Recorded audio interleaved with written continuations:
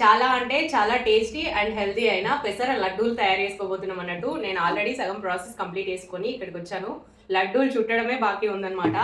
మొత్తం ప్రాసెస్ ఒకసారి చూసి రండి. చూసి వచ్చిన తర్వాత నేను ఈ పెసర లడ్డూలని చుట్టేసి మీకు టేస్ట్ అనేది చెప్తాను. అది వరకు నేను నార్మల్ స్టిక్ మాప్ యూజ్ చేసేది. ఇల్లు తుడిచాక మాప్ నుండి వాటర్ పిండడము, అది ఆరడము చాలా ఇబ్బందిగా ఉండేది. అందుకే నేను రేటింగ్స్ అండ్ రివ్యూస్ చూసి గ్రీన్ చెఫ్ స్పిన్ మాప్ తీసుకున్నాను. ఇదైతే చాలా బాగుంది. ప్రోడక్ట్ అనేది ట్యాగ్ చేస్తాను, మీకు కావాలంటే కొనుక్కోండి. దీనివల్ల తక్కువ టైంలో ఇల్లు తుడిచి ఎక్కువ పనులు చేసుకోగలుగుతున్నాను. ఇంకా పెసర లడ్డూల విషయానికి వస్తే 2 గ్లాసుల పెసర్లు తీసుకుంటున్నాను.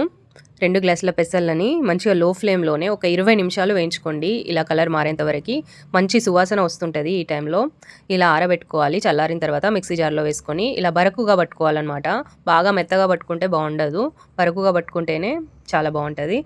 ఇంకా నేను 2 గ్లాసుల పెసర్లు తీసుకున్నాను కాబట్టి 1 బెల్లము గ్రైండ్ చేసుకొని ఈ పెసర పిండిలో యాడ్ చేసుకున్నాను. ఇది మొత్తము ఆ పెసరపిండికి కలిసే విధంగా మంచిగా కలుపుకుంటున్నాను. ఈ విధంగా కలుపుకోవాలి. ఒకవేళ మీకు పెసరపిండి బెల్లం కలవలేదు అని అనుకుంటే మీరు మిక్సీ జార్లో వేసి మళ్ళీ గ్రైండ్ చేసుకోవచ్చు. ఇప్పుడైతే నేను ఇందులో నెయ్యి కలుపుకొని ముద్దలుగా చుట్టుకుంటున్నాను. నెయ్యి ఎంతైతే అవసరం పడుతుందో అంత నెయ్యి ఇందులో యాడ్ చేసుకొని ముద్దలుగా చుట్టుకోవాలన్నమాట. అంటే మనకి ఈ పిండి అనేది ముద్దలు చుట్టుకోవడానికి రావాలన్నమాట. అంతవరకు దాకా మనం నెయ్యి యాడ్ చేసుకోవాలి. ఇది పాకం బట్టి కూడా చేసుకోవచ్చు బెల్లం అనేది. మా పిల్లలు నెయ్యి తింటలేరు అన్నట్టు ఈ మధ్య, అందుకనేసి నెయ్యితో చేద్దామనేసి చేస్తున్నా. లేదంటే పాకం బట్టి కూడా మీరు చేసుకోవచ్చు. మినపప్పు సున్నుండలు ఉంటాయి కదా, సేమ్ అదే ప్రాసెస్ అన్నట్టు. నా యూట్యూబ్ ఛానల్లో అప్లోడ్ చేశాను మినపప్పు సున్నుండలు షార్ట్ వీడియో. చూడకపోతే చూడండి, కింద లింక్ ఇస్తాను. ఇప్పుడైతే ముద్దలు చుట్టుకుందాము. ఒత్తుకుంటూ ముద్దలు అయితే చుట్టుకోవాలి.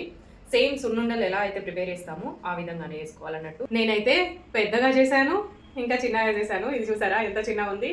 సరే, ఇంకా లేట్ చేయకుండా నేనైతే టేస్ట్ చేసి చెప్తాను మీకు ఎలా ఉందో.